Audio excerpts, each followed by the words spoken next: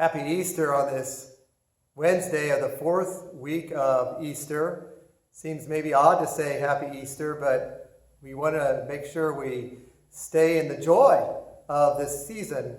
And especially as we hear from the Acts of the Apostles that continue to teach us what it means to be church, what it means to be baptized in water and the Spirit, what it means to be followers and faithful disciples of Jesus.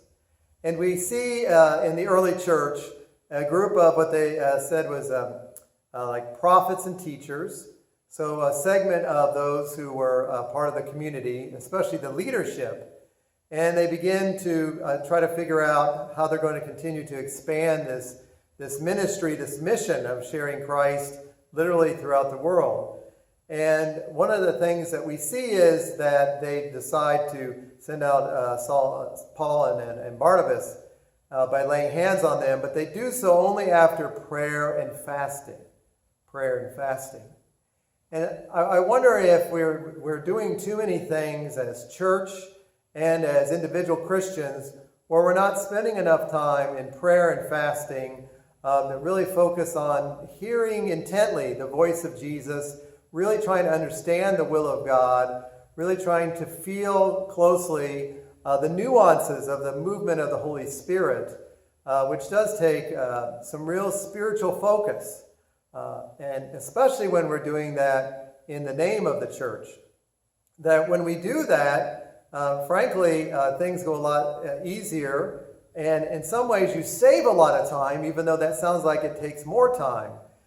We do things in our own lives, in our families' lives, our marriages, in our communities, and when we really take the time to let it simmer, if you will, in the graces of the resurrection in prayer and fasting, what we're really doing is allowing God's Spirit to really suffuse all of our thoughts before even our words and our actions.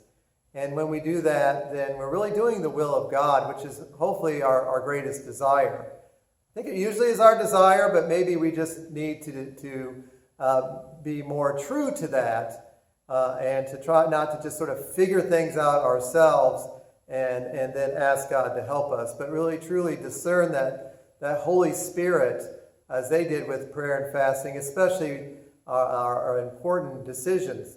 And then as we do so then, I really believe that we really not only live out the resurrection, the power of the resurrection with Jesus, but we more easily share that with others. And then we invite more and more to be a part of what it means for us to be a true people of Easter and our new life in Jesus Christ.